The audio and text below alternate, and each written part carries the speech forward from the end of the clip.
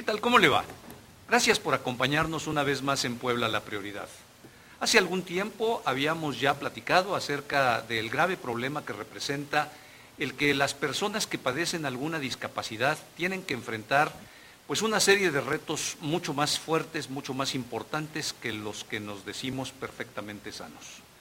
Esta noche, para abordar este tema y con motivo del Día Internacional de las Personas con Discapacidad, que se conmemoró el pasado 3 de diciembre, saludo y agradezco la presencia en este estudio a Luana Amador Vallejo. ¿Cómo estás, Luana? Qué gusto saludarte. Gracias. Bien, saludo y agradezco a Marta Arellano Merino. Marta. Hola, ¿qué tal, Leobardo? Buenas noches, gracias por invitarnos en nuestro espacio aquí, pues a saludar a todos los amigos de la televisión, ¿no? Muchas que gracias. Nos estén viendo. Gracias, bienvenida. También Mari Carmen Lanzagorta. ¿Cómo estás, Mari Carmen? Hola, ¿qué tal? Buenas noches, gracias. Buenas noches, muchas gracias por la invitación.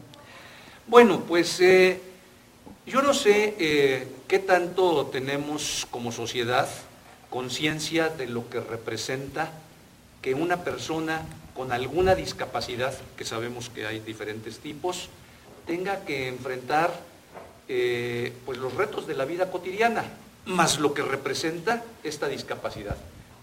¿Quién quiere empezar? Bueno, a lo mejor empezaría con algo que me parece muy importante. Uno es que la persona tiene, sufre o padece la discapacidad, y otro es que el entorno le discapacita, porque si el entorno te permite movilidad, aunque tengas alguna discapacidad, es más fácil que te muevas, ¿no? Entonces son como dos situaciones diferentes, una el que lo vive y otra lo que está en el entorno. Entonces para mí es muy importante que la ciudadanía tenga conciencia de cómo cada quien puede aportar o apoyar para que el entorno discapacite más o menos a las personas con discapacidad.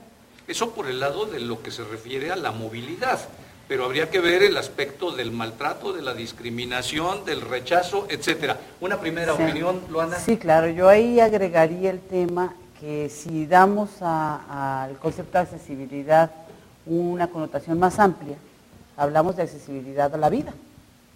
Te hablo de que te admitan en una escuela, de que consigas un trabajo, de que puedas tratar con la gente en igualdad de condiciones, no únicamente que te muevas, sino toda esta accesibilidad, llegar a una oficina, llegar a un restaurante y tener un menú en braille, que estén las cuestiones preparadas para toda la población.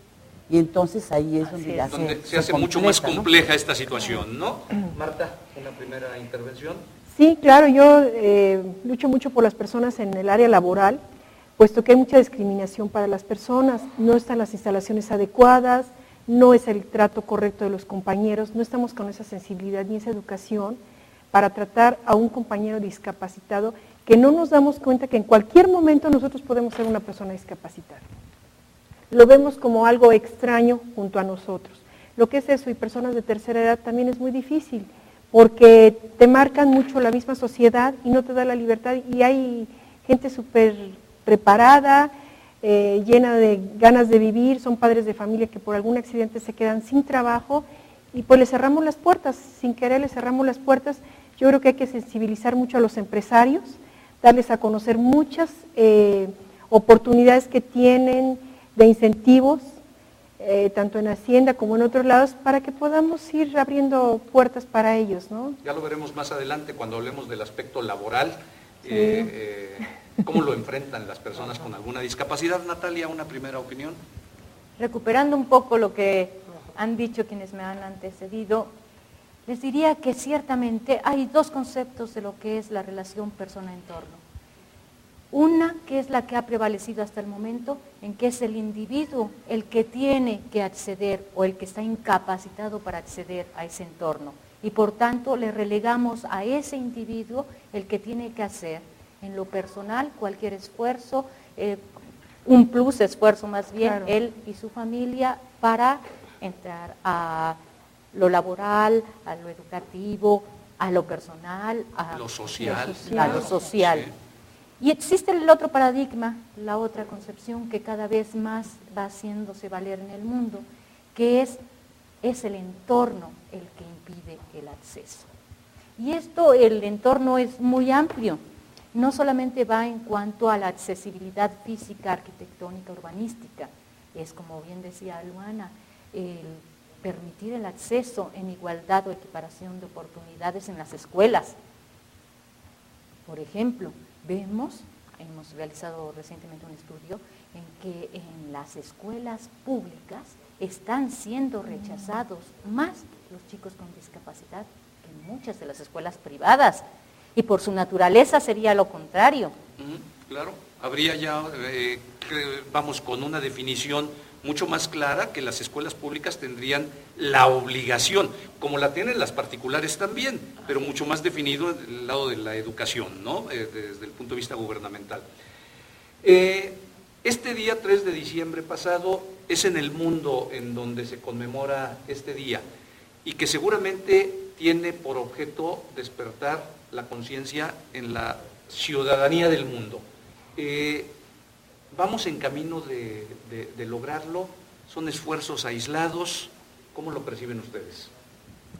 Yo esperaría que sí, que sí estemos en un camino real para lograrlo, y creo yo que además en el unir fuerzas de distintas instancias y seguir sobre la marcha por mucho tiempo es como nos va a llevar a lograrlo. Yo aquí en esta mesa tienes precisamente distintas instancias, está la sociedad civil, está regiduría de un municipio, está el DIF, está a nivel legislativo representado por tu persona en este caso. Pero si cada quien hace un esfuerzo por su cuenta, es muy difícil, creo yo, que cualquier objetivo se cumpla. Las cifras son muy frías, pero me parece que muy ilustrativas. ¿Qué porcentaje de la población en México, en nuestro estado de Puebla, en nuestra ciudad, padece algún tipo de discapacidad? Pues comentábamos hace un momento fuera de cámaras que varían, ¿no? Y como comentaba la regidora, depende cómo lo den a conocer cuando se les entrevista o se hace un estudio. En algunas ocasiones quieren ocultar la discapacidad de sus familiares y no la dan a conocer como es. Yo creo que es un 10% lo que tenemos de discapacidad real, pero los datos que nos dan son diferentes. Entonces ¿Los datos oficiales cuáles son? Sí, pues marcan como un 1%, un 2%, y realmente no creo que sea esa la población que tenemos, puesto que nosotros que estamos trabajando con personas con discapacidad nos damos cuenta que no es eso, ¿no? Yo creo que también nos hay que apoyar muchísimo en el sentido de que nos digan la verdad para que podamos ayudar y, como dice Loana, unir fuerzas en las instancias que estamos para poder sacarlos adelante, ¿no? Estamos todas, yo creo que aquí, tratando en un mismo fin, darles una oportunidad y una mejor calidad de vida a todas las personas con discapacidad, ¿no? Natalia, si oficialmente se habla de un 1%, que contrastado con las cifras de la Organización Mundial de la Salud, parece que hay un rango enorme de diferencia, ¿por qué es esto? Sí, realmente las cifras oficiales proceden del INEGI, el Instituto Nacional de Estadística, Geografía e Historia, que signa un 1.8% de la población. Pero, ¿qué ocurre?